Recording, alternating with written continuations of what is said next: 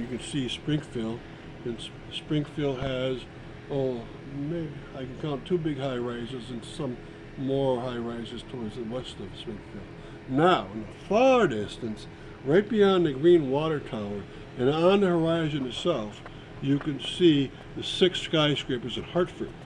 And Hartford is about 35 miles away from us with the air. And that means this is a very, very clear day. There's hardly any smoke. You can also see down the backbone of the mountain ranges. We're on Holyoke mountain range itself, and we're looking out towards the Mount Tom mountain range, which is just to the west of the Connecticut River. You can see the Mount Northampton, Mount Holyoke.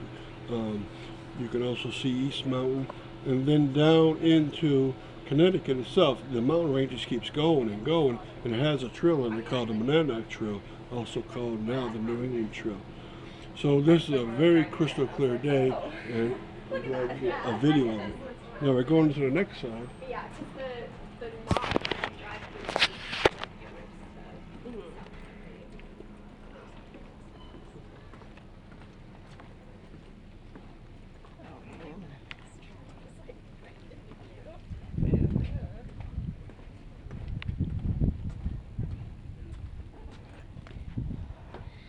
Okay, now we're facing due south. We can see the Connecticut River, obviously, but you can also see Interstate 91. Both lanes of it cut through. It's closer to the river than the mountain, but you can see the chain of mountains, you can see the river, and then about a third of the way from the river to the mountains, you can see the Interstate 91 cut right on through there. And in the distance, you can still see all the peaks of this mountain. I've climbed every one of those mountains with you. In fact, I've climbed most of the Monadnock Trail, and it's a great experience if you do that. Now, this side has at its base the restart of the Monadnock Trail.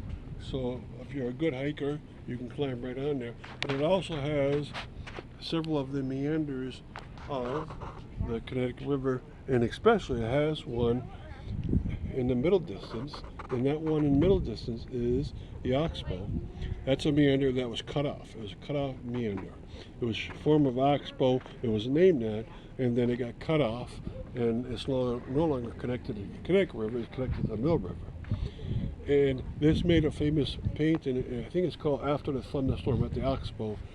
And the person that made this was the person that started the Hudson Valley School of Painting. And what he did to paint this, he painted himself into the painting, and he sat down on the cliff, and he made himself in his own painting. It's a really cool look to it. Okay, we're going to go to the last side. How they benefit the environment, how they protect each other. Then I've got two labeled on the park and go out and down. Anyway, restock registry table.